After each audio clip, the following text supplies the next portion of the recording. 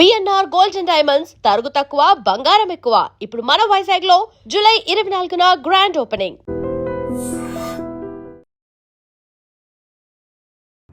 ఇప్పటిదాకా హార్మూజ్ జలసంధి మాత్రమే క్లోజ్ ఉంది అనుకున్నాం. ఇప్పుడు సడన్ గా హౌతీలు రెడ్ సీని కూడా తాము క్లోజ్ చేస్తాము అనేటువంటి మాటను చెప్తున్నారు.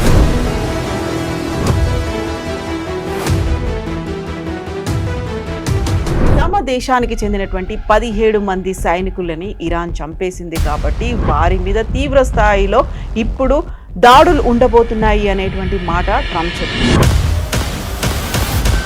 హార్మూజ్ జలసంధి ఓపెన్ కాలేదు అనుకున్నప్పుడు ఇప్పుడు రెడ్ సీ దాన్ని మేము క్లోజ్ చేస్తామని ఎందుకు అంటున్నారు? హూతీలు ఏమంటున్నారంటే నిన్న అనౌన్స్ చేశారు దట్ మేము సౌదీ అరేబియా నుంచి వెళ్ళే షిప్స్, సౌదీ అరేబియాకి వెళ్ళే షిప్స్, సౌదీ అరేబియా నుంచి వచ్చే షిప్స్ రెడ్ సీ నుంచి వెళ్ళేది మేము దాన్ని బ్లాక్ చేసేసాం.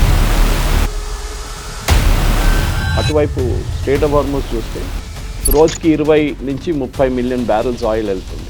20 పెట్టుకోవచ్చు, 120 షిప్స్. కానీ ఒకటే పైప్ లైన్తో 6 నుంచి 7 మిలియన్ బ్యారెల్స్ ట్రాన్స్మిట్ చేయాలంటే పర్ డే అంటే it's huge amount. President Trump అయితే చాలా క్లియర్గా చెప్పారు, నథింగ్ డూయింగ్, సీజ్ ఫైర్ లేదు, ఎంఓయూ లేదు, ఏం లేదు, నేను కొట్టబోతున్నాను.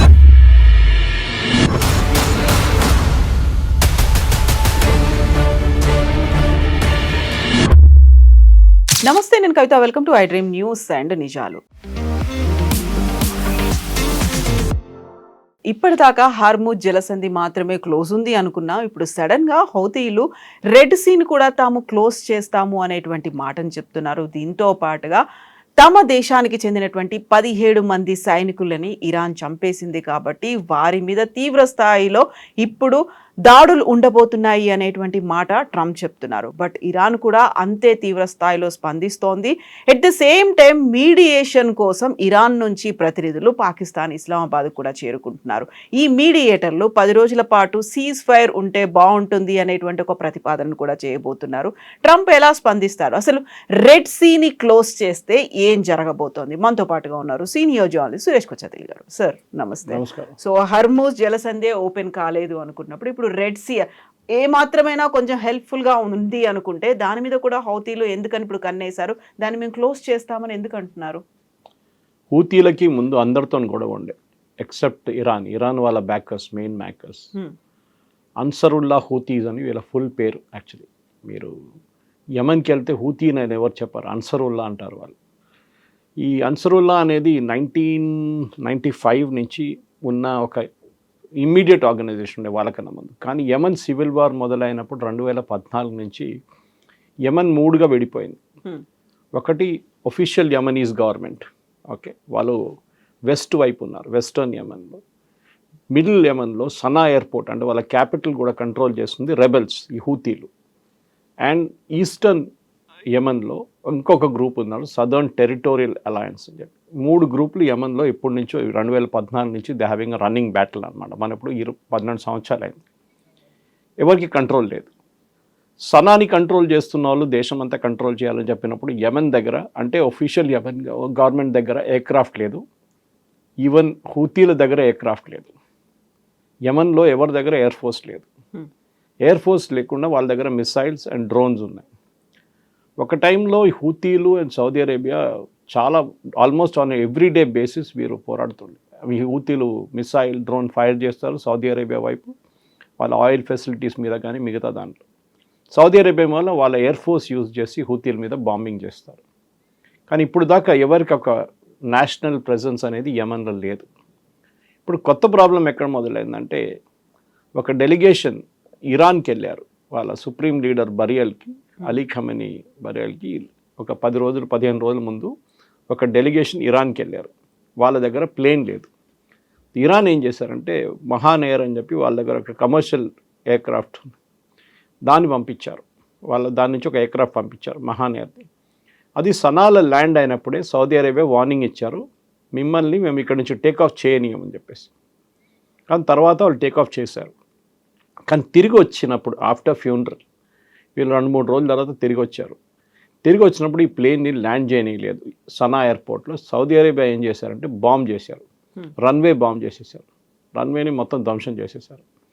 సో వీళ్ళు అటువైపు వీళ్ళ దగ్గర ఇంకొక పోర్ట్ సిటీ ఉంది ఈ రెబెల్స్ దగ్గర, హూతీల దగ్గర. అక్కడ వాళ్ళు వెళ్ళి ల్యాండ్ అయ్యారు. దాని దగ్గర ఒక ఎయిర్పోర్ట్ ఉంది. కానీ ఆ ల్యాండ్ అవుతున్న టైంలో కూడా సౌదీ అరేబియా మళ్ళీ బాంబ్ చేశారు. కానీ ఎయిర్క్రాఫ్ట్ ఎట్లా ఉంది ల్యాండ్ అయ్యారు వాళ్ళు. ఒక మిరకల్ అది. సౌదీ అరేబియా ఏం చెప్తున్నారంటే వీళ్ళు డెలిగేషన్ ఒక్కరే కాదు, వీళ్ళు ఇరాన్ నుంచి ఆయుధాలు తెచ్చుకున్నారు ఆ ఎయిర్క్రాఫ్ట్లో అని.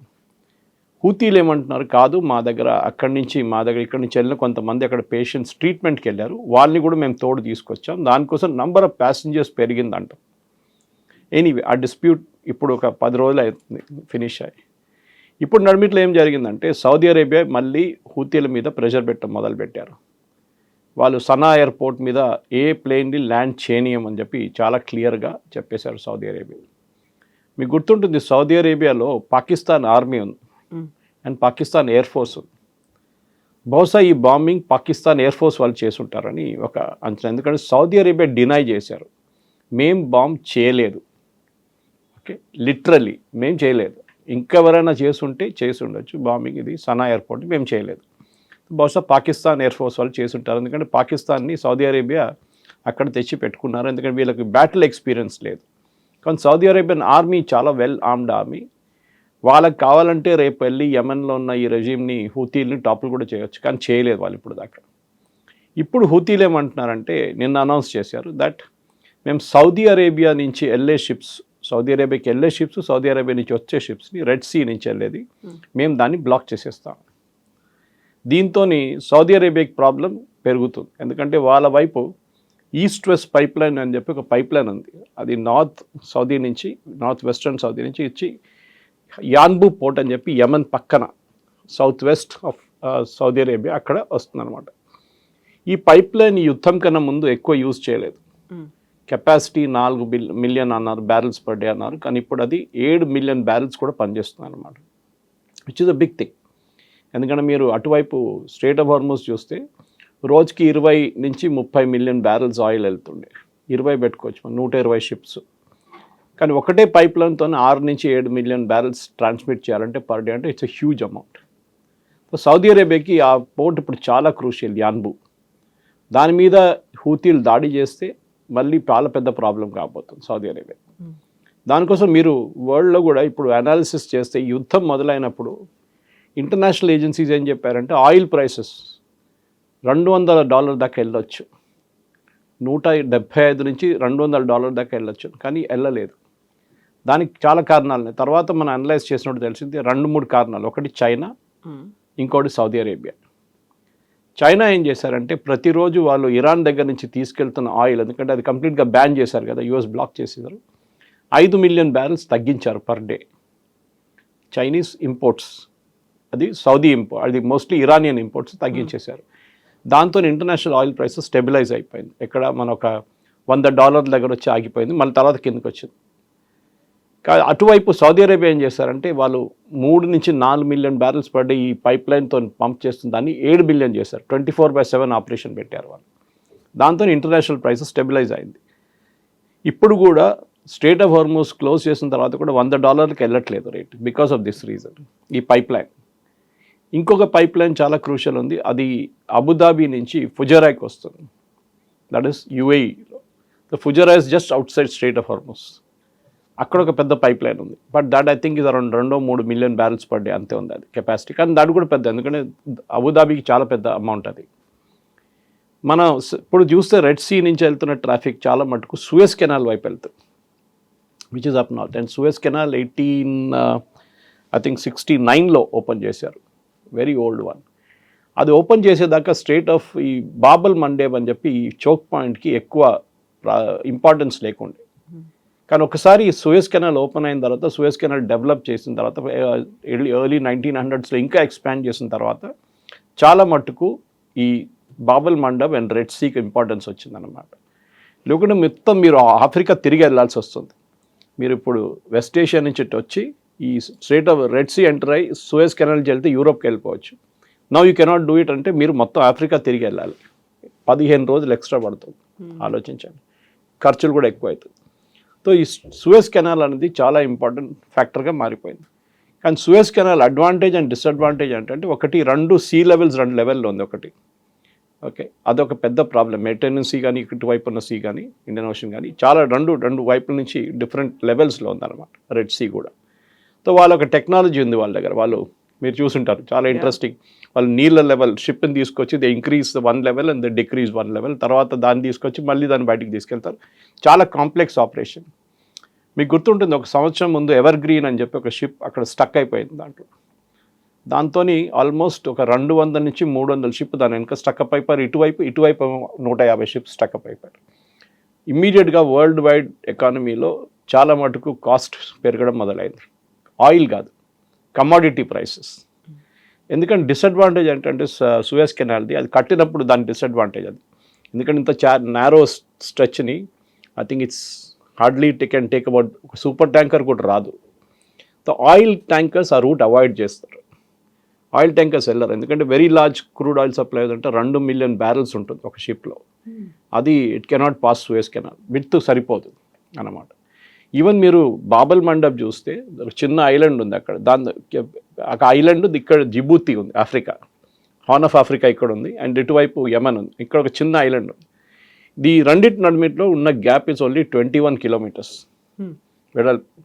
మీరు అటువైపు చూస్తే స్ట్రేట్ ఆఫ్ హార్మోస్లో that is around something like 28 kilometres. అంటే 2 షిప్లు వెళ్ళడానికి ఉంటుంది. ఐ మీన్ మనం ఇక్కడ నుంచి క్యాల్కులేట్ చేసుకోవచ్చు 38 కిలోమీటర్ ఎంత దూరం ఉంటుంది హైదరాబాద్లో మనం కూర్చొని చోటు నుంచి. కానీ ఇక్కడ డెప్త్ తక్కువ, నడిమిట్లో డెప్త్ ఎక్కువ ఉంటుంది. So that is the advantage of straight of Hormuz. ఇక్కడ డిసడ్వాంటేజ్ ఏంటంటే చాలా నారో స్ట్రెచ్. ఇప్పుడు ఈ స్ట్రెచ్లో మన హూతీల గురించి, సౌదీస్ గురించి మాట్లాడుకుంటాం కాదు. ఇక్కడ జిబూతి అండ్ ఎరిత్రియా అని చెప్పి 2 కంట్రీస్ ఉన్నాయి ఆఫ్రికాలో, చాలా చిన్న కంట్రీస్, వెరీ ఇంపార్టెంట్ కంట్రీస్. జిబూతిలో ముందు ఫ్రెంచ్ వాళ్ళు వచ్చి ఆక్యుపై చేసుకున్నారు హిస్టారికలీ. దాని తర్వాత అమెరికన్స్ వచ్చారు. ఇప్పుడు ఒక చైనీస్ బేస్ ఒకటి ఉంది, ఒక రష్యన్ బేస్ అక్కడ ఉంది. ఎరిట్రియాతోని సౌదీ అరేబియా డీల్ చేసుకుంటున్నారు, అండ్ ఆల్సో రష్యా డీల్ చేసుకుంటున్నారు. అదే టైంలో మనం చూసాం సొమాలీల్యాండ్ అక్కడ అటువైపు ఇజ్రాయెల్ వాళ్ళ ఇది ఉంది, ప్రెజెన్స్ ఉంది ఇప్పుడు. సో ఆ స్ట్రెచ్ చాలా క్రూషియల్ అయిపోయింది. అంటే ఒకవైపు యమన్ ఉందని చెప్పాం, కానీ ఇటువైపు అందరు వచ్చి కూర్చున్నారు, చూద్దాం ఏం జరుగుతుంది ఇక్కడ అని చెప్పి. సో మనం హిస్టరీ చూస్తే చాలా ఇంట్రెస్టింగ్. మనం ఇటువైపు స్ట్రేట్ ఆఫ్ హార్మోస్ అని అది కూడా మనకు 6 నెలల ముందు తెలియదు అట్లా స్ట్రేట్ ఉందని చెప్పేసి. ఇప్పుడు మనకు తెలిసిపోయింది ఎంత ఇంపార్టెన్స్ మనకి. ఎందుకంటే పెట్రోల్ పోపిస్తున్నప్పుడు, డీజిల్ పోపిస్తున్నప్పుడు రేట్ ఎందుకు పెరిగిందంటే ఇది కారణం. ఇది ఇప్పుడు మనం అనుకుంటాం సౌదీ అరేబియా యాన్బూ పోర్ట్ నుంచి ఎక్కడికి పంపిస్తారు, 2 రూట్స్ నుంచి వెళ్తుంది. ఒకటి యూరోప్కి వెళ్తుంది, రెండోది ఏషియాకి వెళ్తుంది. కానీ యూరోప్కి ఇప్పుడు ఎక్కువ ఆయిల్ అక్కర్లేదు, ఎందుకంటే వాళ్ళ దగ్గర సెల్ఫ్ సఫిషియెంట్గా ఉన్నారు వాళ్ళ వైపు. Because especially British North Sea oil ఒకటి ఉంది, వాళ్ళు దాంతో సరిపోతుంది వాళ్ళకి. కాకుండా ఎక్స్ట్రా కావాలంటే సౌదీ అరేబియా నుంచి తెప్పించుకుంటారు వాళ్ళు. కానీ మోస్ట్ ఆఫ్ ద ఆయిల్ ఇటువైపు నుంచి it will go to Asia. కొంచెం మన వైపు వస్తుంది, Malaysia, Singapore, Thailand, Indonesia, Philippines ఇటువైపు వెళ్తుంది.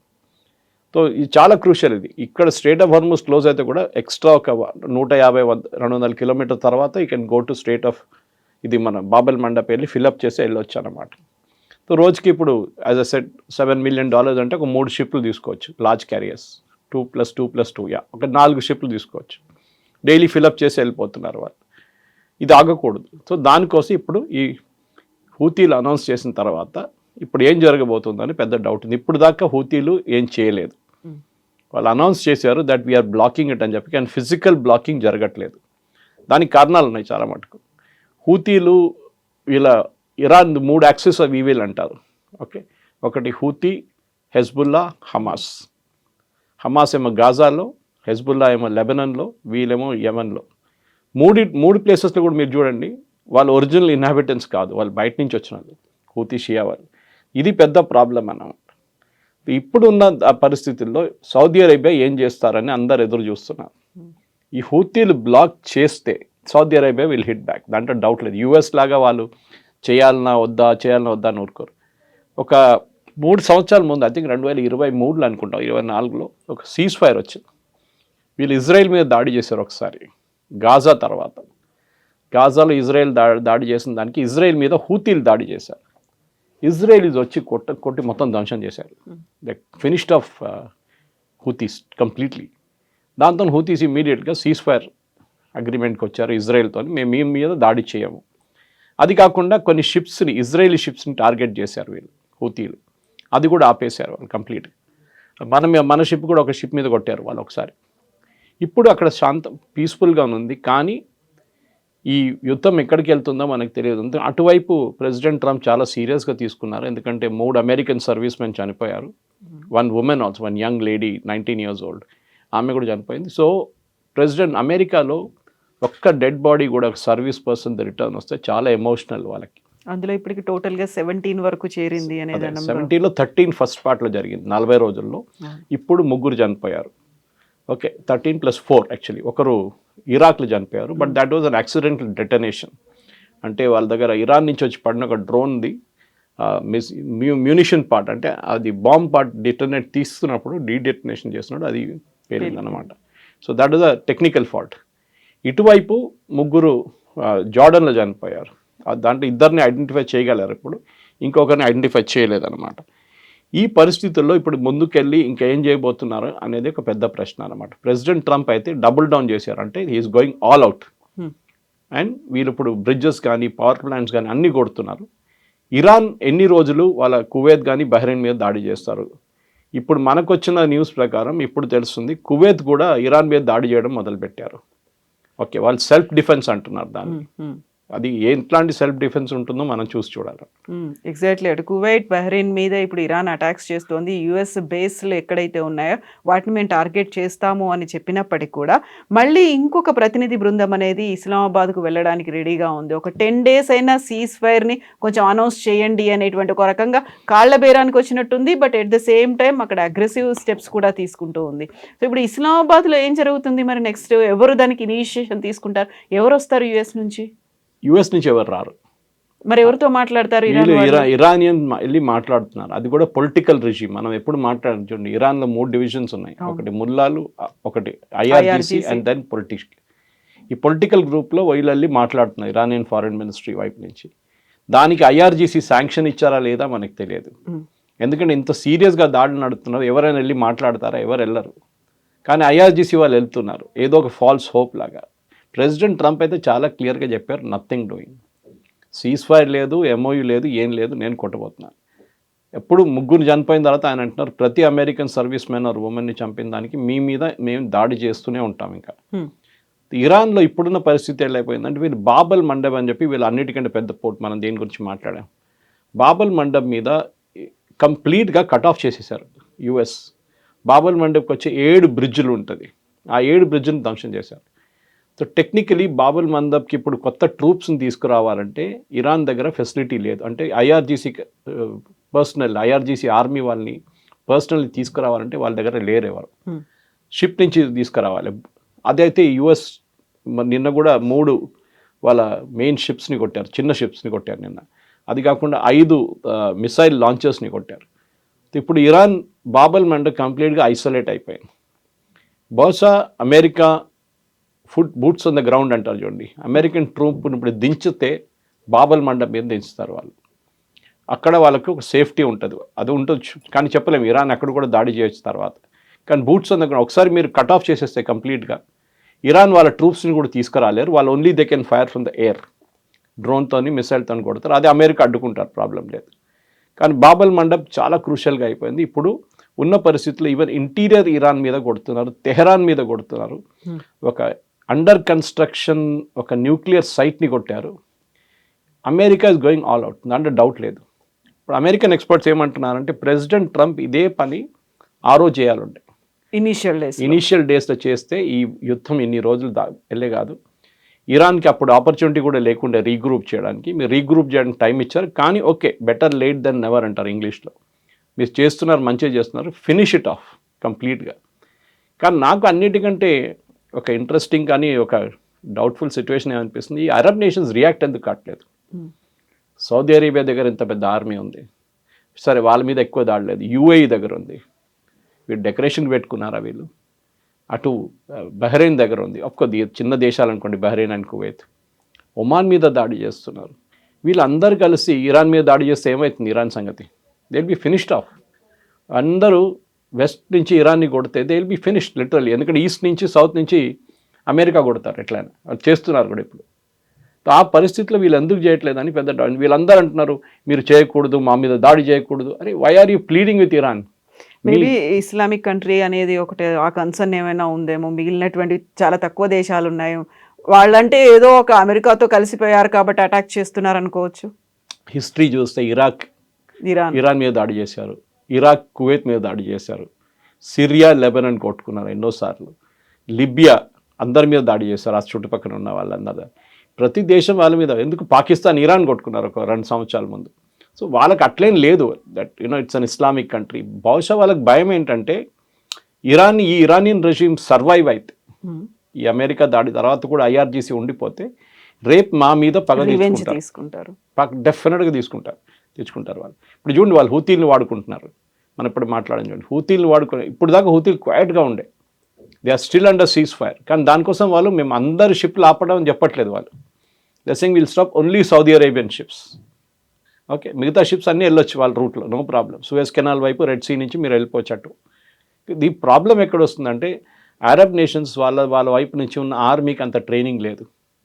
వాళ్ళ దగ్గర దానికోసం పాకిస్తాన్ తెచ్చిపెట్టుకున్నారు సౌదీ అరేబియా. ఎందుకంటే వీళ్ళు యుద్ధం అనేది వీళ్ళు చూడలేదు. 2 దేశాలు యుద్ధాలు చూశారు, ఒకటి ఇరాక్, ఒకటి ఇరాన్. వీళ్ళిద్దరు ఒక సౌదీ అరేబియా చూడలేదు, కువైత్ బహ్రెయిన్ అయితే పక్కన పెట్టేశారు. కువైత్ ఒకసారి సద్దాం హుసేన్తో చేశారు, కానీ సద్దాం హుసేన్ వచ్చి కువైత్ ఫినిష్ చేసేసారు విత్ ఇన్ నో టైం. ఇది అక్కడ అరబ్ నేషన్స్లో ఒక పెద్ద పొలిటికల్ లెసన్గా మారిపోయింది. ఇప్పుడు మీరు ఆయుధాలు కొనవచ్చు, మీరు పెద్ద పెద్ద ఫైటర్ ఎయిర్క్రాఫ్ట్ తీసుకురావచ్చు, కానీ మీరు దాన్ని వాడకపోతే మీరు ఏం చేస్తారని పెద్ద ప్రశ్న అన్నమాట. మీరు F-14, F-15 అండ్ F-16 అన్నీ తెచ్చుకున్నారు సౌదీ అరేబియా. ఇప్పుడు F-35 సంతకం పెట్టారు వాళ్ళు ఒక డీల్ కోసం. తెచ్చుకుని ఎందుకు ఎగ్జిబిషన్లో పెట్టుకుంటారా, మ్యూజియంలో పెట్టుకుంటారా? వాడండి దాన్ని, you have to use it. ఈ గోల్డెన్ ఆపర్చునిటీ ఉండే ఇరాన్ని కొట్టడానికి, కానీ వాళ్ళు చేయట్లేదు, భయపడుతున్నారు సౌదీ అరేబియా. ఎందుకు, మా మీద దాడి జరగట్లేదు, సో వీఆర్ నాట్ ఇంటర్ఫియరింగ్. కానీ మీ మీద హూతీలు దాడి చేస్తున్నారు కదా, హూతీస్ అనదర్ ఇరాన్ ఓన్లీ. అప్పుడు మేము కొడతాం, హూతీలు మేము కొడతాం, డెఫినెట్గా చేస్తున్నారు కూడా వాళ్ళు. అన్నిటి నడిమిట్లో ఇప్పుడు యూఏఈ కూడా ఉన్నారు. యూఏఈలో ఇంకా పెద్ద డిఫరెంట్ టైప్స్ ఆఫ్ పాలిటిక్స్ ఉంది వాళ్ళకి. ఎందుకంటే వాళ్ళకి ఒకవైపు కమర్షియల్ ఇంట్రెస్ట్ ఉంది, వాళ్ళ టూరిజం ఇండస్ట్రీ చాలా పెద్ద ఇండస్ట్రీ. ఆయిల్ ఏమో అబుదాబి దగ్గర ఉంది, షార్జా దగ్గర ఎడ్యుకేషనల్ హబ్గా ఉంది. ఇటువైపు ఖతర్లో కూడా వచ్చి వీళ్ళు మాట్లాడుతున్నారు. మొన్న వాళ్ళ ఎమీర్ చనిపోయినప్పుడు, ఫాదర్ ఎమీర్, ఇరానియన్ డెలిగేషన్ వచ్చారు. దానికి ప్రీవియస్ డే అండ్ వాళ్ళు అక్కడ ఉన్నప్పుడు కూడా ఖతర్ మీద దాడి చేశారు ఇరాన్. ఆలోచించండి. సో అట్లా లాయల్టీ అనేది లేదు ఇస్లామిక్ వరల్డ్లో మనం చూసే. ఎప్పుడు కాదు, వాళ్ళ ఎర్లీ టైం నుంచి కూడా మీరు కర్బలా కానీ అట్లాంటి ఇన్స్టెన్సెస్ చూసి వీళ్ళకి యూనిటీ లేదు వాళ్ళ నడిమిట్లో. అది న్యాచురల్ ఒక షియా సున్నీ యాంగిల్ ఒకటి ఉంది వాళ్ళ దగ్గర. కానీ ఇరాన్కి ప్రాబ్లం ఇప్పుడు ఏంటంటే, ఒకటి అమెరికా చాలా స్ట్రాటజిక్గా బాంబ్ చేస్తున్నారు వాళ్ళని. ఒకవైపు నుంచి బాబల్ మండబ్ని కంప్లీట్గా ఐసోలేట్ చేసేసారు, కర్గ్ ఐలాండ్ వైపు ఎవరిని వెళ్ళనీయట్లేదు, ఇరానియన్ ఆయిల్ ఎక్స్పోర్ట్ కంప్లీట్గా బ్యాన్ చేశారు. ఆయిల్ ఎక్స్పోర్ట్ ఇరాన్కి ప్రతిరోజు $350 నుంచి $450 మిలియన్ రెవెన్యూ ఉండే before war started per day. Of course వాళ్ళ మీద చాలా రెస్ట్రిక్షన్స్ ఉండే, కానీ ఇరాన్ హైట్ ఆఫ్ ఇరానియన్ ఎక్స్పోర్ట్స్లో వాళ్ళు ఆయిల్ ఎక్స్పోర్ట్స్ చేస్తున్నప్పుడు before sanctions 400 million barrels per day వాళ్ళు ఎర్న్ చేశారు. ఈవెన్ ఈ నడిమిట్లో కొన్ని బ్రేక్ ఇచ్చారు చూడండి మొన్ననే. అమెరికా చెప్పారు వీఆర్ లిఫ్టింగ్ ద శాంక్షన్స్ అని, ఇరాన్ షిప్స్ వెళ్ళొచ్చు అని. ప్రతిరోజు వాళ్ళు 250 మిలియన్ సంపాదించుకున్నారు. That means if you calculate 350-450 million, $2 billion నుంచి $3 billion per month, $36 billion per year మీరు ఎర్న్ చేస్తారు. 40గా కూడా వెళ్ళొచ్చు. కానీ ఇరాన్కి ఇప్పుడు ఆ రెవెన్యూ లేదు. ఇరాన్లో ఇప్పుడున్న అన్నిటికంటే పెద్ద క్రైసిస్ మిలిటరీ క్రైసిస్ కాదు, ఎకనామిక్ క్రైసిస్. వాళ్ళ ప్రజలకి ఇప్పుడు ఇన్ఫ్లేషన్ 110% దాకా వచ్చేసింది. వాళ్ళ దగ్గర తినడానికి ఏం లేదు అక్కడ ఇప్పుడు. కానీ ఇరానియన్ రెజిమ్ అట్లనే ఉన్నారు, ఎందుకంటే వాళ్ళకి తెలుసు వాళ్ళు ఇప్పుడు బెండ్ అయితే అమెరికా వాళ్ళని కంప్లీట్గా ఫినిష్ చేసేస్తారు. అండ్ ప్రెసిడెంట్ ట్రంప్కి ఆ కోపం ఉంది. ఒకటి, ఆయన మీద పర్సనల్ అటాక్ చేస్తారని చెప్పి ఇచ్చిన థ్రెట్ ఒకటి. రెండోది, అమెరికన్ పర్సనల్ని జార్డన్లో కానీ ఇరాక్లో చంపిన దాని మీద ఆయన పగ తీర్చుకుంటున్నారు ఇప్పుడు. అమెరికా ఒక స్ట్రాటజిక్ ప్లాన్ అనేది ఒక గేమ్ని స్టార్ట్ చేసింది అనుకుంటే, ఇరాన్ ఏమో ఒక స్మార్ట్ ప్లే ఏమైనా చేస్తోందా అనేది. ఈ February 28 తర్వాత మెల్లిమెల్లిగా దాన్ని ఎక్స్పాండ్ చేస్తూ వచ్చింది. ఎట్ ద సేమ్ టైం లెబనాన్ని కూడా ఇంక్లూడ్ చేసింది. ఆ సీజ్ ఫైర్ దాంతో పాటుగా 14 పాయింట్స్ ఎజెండా ఏదైతే మనం అనుకున్నారో, ఒక డీల్ అనుకున్నారో, దాంట్లో లెబనాన్ని ఇంక్లూడ్ చేసింది. ఇప్పుడు సడన్గా హౌతీలను కూడా ఇంక్లూడ్ చేసింది. అంటే దాన్ని కేవలం ఇరాన్కి మాత్రమే పరిమితం చేయట్లేదు, అటాక్స్ చేస్తూ వస్తుంది. అట్ ద సేమ్ టైం వాళ్ళకు ఉన్నటువంటి ప్రాక్సీలను కూడా డిఫరెంట్ యాంగిల్స్లో టైంను బేస్ చేసుకొని ఫర్ ద టైం అన్నట్టుగా ఆ టైంలో వచ్చినప్పుడు మనం యూస్ చేసుకుందాం, వాటిని యూటిలైజ్ చేసుకుందాం, అలాంటి స్ట్రాటజీ ఏమైనా పెట్టుకుంటుందా? ఎందుకంటే మీ మెయిన్ బాడీ మీద అటాక్ ఉంటే మీ సబ్ పార్ట్స్ నుంచి కొడతారు మీరు. ఇరాన్ మీద దాడి జరుగుతుంది అందరు. ఇరాన్ వాళ్ళ ప్రాక్సీస్ని వాడుకుంటున్నారు. హమాస్ ఎక్కువ గొడవ చేయట్లేదు ఇప్పుడు. ఇన్ఫాక్ట్ నిన్ననే హమాస్ కొత్త చీఫ్ని అనౌన్స్ చేశారు. ఆయన పాప ఎన్ని రోజులు ఉంటాడో తెలియదు, ఎందుకంటే యాయ్యా సిన్వార్ రీప్లేస్మెంట్గా ఆయన పంపించారు. ఇప్పుడు ఇన్ని సంవత్సరాల తర్వాత, ఒక సంవత్సరం కానీ ఎక్కువ అవుతుంది యాయ్యా సిన్వార్ చనిపోయిన తర్వాత. సో ఇప్పుడు కొత్త లీడర్ వచ్చారు, ఆయన ఏం చేస్తా చూడాల్సింది. ఆయన ఫార్మర్ మిలిటరీ కమాండర్ ఉండే, ఇప్పుడు కాదు, ఇప్పుడు ఆయన పొలిటికల్ లెవెల్లో ఉన్నారు. ఎక్కడున్నారో తెలియదు, బహుశా ఖతర్లో ఉండొచ్చు. వీళ్ళందరూ ఖతర్లో కూర్చుంటారు, హెడ్స్ అందరు. ముస్లిం బ్రదర్హుడ్ ఒకటి, వీళ్ళ హమాస్ ఒకటి, ఐసిస్ అండ్ అల్-ఖైదా, వీళ్ళ ఈ 4 ఫ్రంటల్ టెర్రరిస్ట్ ఆర్గనైజేషన్ లీడర్స్ అందరు ఖతర్లో ఉంటారు. 5 స్టార్ ఫెసిలిటీస్ వాళ్ళకి ఖతర్ గవర్నమెంట్ చూసుకున్నారు. ఇప్పుడు మీరు అడిగిన ప్రశ్నకి ఎందుకు వీళ్ళని వాడుకుంటారు అనగానే, ఇరాన్ వాళ్ళ అటాక్ డిఫ్లెక్ట్ చేయడానికి ట్రై చేస్తున్నారు. అంటే యూఎస్ ఇంత కాన్సన్ట్రేట్ చేసి కొడుతున్నారు మమ్మల్ని, ఇంకొక ఓపెనింగ్ పెట్టుకుంటే అక్కడ బహుశా యూఎస్ అటెన్షన్ డైవర్ట్ అయిపోతుంది అనుకున్నాను. కానీ యూఎస్ అక్కడికి వెళ్ళరు. బాబల్ మండబ్లో యూఎస్ ఎంటర్ కారు. Saudi Arabia can take care of it self, no problem. ఇంకోటి only ban Saudi Arabian ships మీద ఉంది, అన్ని షిప్స్ మీద కాదు. రేపు బై ఎనీ ఛాన్స్ ఒక యూరోపియన్ షిప్నో లేకుంటే ఒక అమెరికన్ ఫ్లాగ్ షిప్ని కొట్టారనుకోండి, అప్పుడు గేమ్ మారిపోతుంది, అప్పుడు అమెరికా దిగుతారు గేమ్లో. కానీ ఇప్పటికీ Saudi Arabia is more than capable of handling it. In fact మీకు గుర్తుంటుంది కవిత గారు, ఒక 6 నెలల ముందు ఐ థింక్ అప్రాక్సిమేట్లీ ఈ యూఏఈ అండ్ సౌదీ అరేబియా నడిమిట్లో ఒక పెద్ద టెన్షన్ ఉండే. అదేమైందంటే ఇదే యమన్లో, నేను చెప్పాను చూడండి 3 ముక్కలు ఉన్నాయి యమన్లో. ఒకటి కంట్రోల్ చేస్తుంది ఈ ఒఫిషియల్ గవర్నమెంట్, వాళ్ళ దగ్గర సనా క్యాపిటల్ లేదు కానీ వాళ్ళ official government. Saudi Arabia fund చేస్తున్నారు ఆయుధాలతోని డబ్బులతోనంతా. నడిమిట్లో మిడిల్ పార్ట్ ఇస్ హూతీలు, సనా ఎయిర్పోర్ట్ అంతా వాళ్ళే కంట్రోల్ ఉంది. అటువైపు సదర్న్ టెరిటోరియల్ కౌన్సిల్ అని చెప్పి ఒక కౌన్సిల్ ఉంది ఒకటి, అది ఇంకొక గ్రూప్. అది దాన్ని ఇప్పుడు దాకా ఒక 6 నెలల ముందు దాకా యూఏఈ ఫండ్ చేస్తుండే వాళ్ళని. యూఏఈ డబ్బులు ఇచ్చి ఆయుధాలు ఇచ్చి ఈ రెబెల్ గవర్నమెంట్ని ఇటువైపు నుంచి కొట్టడం మొదలుపెట్టారు. ఈస్టర్న్ సైడ్ నుంచి, వెస్టర్న్ సైడ్ నుంచి ఒఫిషియల్ గవర్నమెంట్ వాళ్ళు దాడి చేస్తున్నారు. కానీ ఇప్పుడు దాకా హూతీలు కదలలేదు, వాళ్ళు అక్కడే ఉన్నారు. వీళ్ళకి కొన్ని 38 ఆర్మర్డ్ వెహికల్స్ పంపించారు యూఏఈ బై షిప్. పంపించి అక్కడ ఆ పోర్ట్లో దిగంగానే, వీళ్ళు కంట్రోల్ చేస్తున్న సదర్న్ టెరిటోరియల్ కంట్రోల్ చేస్తున్న ఒక పోర్ట్లో దిగంగానే సౌదీ అరేబియా దాని మీద వచ్చి బాంబ్ చేశారు. ఆల్మోస్ట్ 12-14 ఆర్మర్డ్ క్యారియర్స్ పోయింది. ఆ రోజు సౌదీ అరేబియా యూఏఈకి వార్నింగ్ ఇచ్చారు. ఫస్ట్ టైం మీరు అడుగుతున్నారు చూడండి, వీళ్ళు నడిమిట్లో కొట్టుకోరు కదా, ఇరాన్ పక్కన పెట్టండి, సౌదీ అరేబియా యూఏఈ ఫాట్. అప్పుడు యూఏఈ దగ్గర చెప్పారు, మీరు యమన్లో ఉండకూడదు, మీరు ఇక్కడి నుంచి వెళ్ళిపోవాలి, మీరు ఆఫ్రికాలో ఏం కావాలంటే చేసుకోండి. టుడే యూఏఈ సొమాలీలాండ్ కానీ అటువైపు కానీ and lot of places UAE funding చేస్తున్నారు అక్కడున్న గవర్నమెంట్స్ని, అక్కడున్న రెబెల్ గ్రూప్స్ని. ఫర్ ఎగ్జాంపుల్ ఎరిట్రియాలో చాలా పెద్ద ప్రాబ్లం ఉంది రెబెల్ గ్రూప్స్ని, ఈవెన్ జిబూతిలో ఉంది. అక్కడ సౌదీ అరేబియా ఫండింగ్ ఇస్తున్నారు, యూఏఈ ఫండింగ్ ఇస్తున్నారు. సో మన అందరూ ఇప్పుడు ఇజ్రాయలీస్ని ఎప్పుడు చెప్తుంటారు, Israelis are always on expansionist mode అని. అంటే ఇజ్రాయెల్కి వాళ్ళ టెరిటరీ సరిపోవట్లేదు, వాళ్ళు బయటికి వెళ్ళి ఇంకా ఆక్యుపై చేయడానికి ట్రై చేస్తున్నారు. సదర్న్ లెబనాన్ తీసుకున్నారు, సిరియాది ఒక పార్ట్ మన ఇజ్రాయెల్ దగ్గర ఉంది. Israel is always expanding it self. ముందు 6 Day వార్ తర్వాత ఆఫ్కోర్స్ మనం చూసాం సైనా డెజర్ట్ కానీ, వాళ్ళు ఇటువైపు ఈవెన్ ఇప్పుడున్న గాజాని కూడా చాలాసేపు ఆక్యుపై చేసుకున్నారు వాళ్ళు. కానీ ఇజ్రాయెల్ కాదు రియల్ ఎక్స్పాన్షనిస్ట్ ఈ 2 రెజీమ్స్. అక్కడున్న ప్రతి రెజీమ్ ఎక్స్పాన్షన్ చూసుకుంటున్నారు, వాళ్ళకి సరిపోవట్లేదు. వాళ్ళ ఆయిల్ ఉంది కానీ పొలిటికల్ ఇన్ఫ్లుయెన్స్ లేదు. పొలిటికల్ ఇన్ఫ్లుయెన్స్ ఉంటే అంటే అన్నిటికంటే బెస్ట్ ప్లేస్ ఆఫ్రికా, ఎందుకంటే వాళ్ళ దగ్గర డబ్బులు లేవు. డబ్బులు అట్లీస్ట్ మేజర్ పార్ట్ మీరు కొన్ని కంట్రీస్ ఉన్నాయి అక్కడ, సౌత్ ఆఫ్రికా సెల్ఫ్ సఫిషియెంట్, వాళ్ళకి ప్రాబ్లం లేదు. నైజీరియా ఆయిల్ రెవెన్యూస్ ఉంది వాళ్ళకి ప్రాబ్లం లేదు. కానీ చాలా మటుకు దేశాల దగ్గర అక్కడ poverty is a major issue and rebel groups, ఒక్కొక్క కంట్రీలో 10 రెబెల్ గ్రూప్స్ ఉంటారు, అది పెద్ద ప్రాబ్లం వాళ్ళకి. దాన్ని ఫండ్ చేస్తున్నారు వీళ్ళిద్దరు కలిసి, సౌదీ అరేబియా ఒకవైపు నుంచి, యూఏఈ ఒకవైపు నుంచి. యూఏఈ ఎందుకు చేస్తున్నారంటే ఇజ్రాయెల్ డైరెక్ట్లీ పెట్టుబడి పెట్టలేరని చెప్పి యూఏఈ ఫండ్ చేస్తున్నారు. అండ్ అక్కడ యూఏఈ వైపు నుంచి ఇజ్రాయెల్ అక్కడ ఉంటున్నారు. ఇప్పుడు మీరు ఆఫ్రికాలో హార్న్ ఆఫ్ ఆఫ్రికా చూస్తే, సోమాలిలాండ్ వైపు చూస్తే అక్కడ ఇజ్రాయేలీ ట్రూప్స్ ఉన్నారు, అక్కడ ఇజ్రాయేలీ ఎయిర్క్రాఫ్ట్ ఉన్నాయి అక్కడ. వాళ్ళకి మొత్తం 2000 కిలోమీటర్ల దాకా తిరిగి రాక్కర్లేదు, వాళ్ళు ఇక్కడ నుంచి డైరెక్ట్ ఒక 300 కిలోమీటర్లు వెళ్ళి ఇరాన్ని కొట్టేసి వచ్చేస్తారు. ఇది చాలా స్ట్రాటజిక్ మూవ్ అనమాట. దానికోసం చైనీస్ పెట్టుకున్నారు అక్కడ ఒకటి. ఇన్ఫ్యాక్ట్ మనకు కూడా ఎక్కడో ఒకటి ఉందంట అక్కడ నేవల్ బేస్, మనం మాట్లాడలేదు దాని గురించి. ఆఫ్రికాలో somewhere in that horn of Africa we also have a naval base. చైనాతో ఒఫీషియల్లీ అనౌన్స్ చేశారు, యుఎస్ ఇన్ఫ్లుయెన్స్ ఉంది, ఫ్రెంచ్ వాళ్ళ ఆర్మీ ఇంకా ఉన్నారు జిబూతీలో. ఆలోచించండి, అక్కడ లాంగ్వేజ్ కూడా చాలా మటుకు ఫ్రెంచ్ మాట్లాడతారు. So France also has got a stake. Africa, ఈ హార్న్ ఆఫ్ ఆఫ్రికా అంటారు, అంటే ఈ రెడ్ సీ ఒకవైపు, ఇటువైపు యమన్ అండ్ సౌదీ, ఇటువైపు ఆఫ్రికన్ కంట్రీస్ ఉంటుంది, ఎరిట్రియా కానీ జిబూతి కానీ సోమాలీలాండ్ కానీ అందరు. This stretch is very crucial.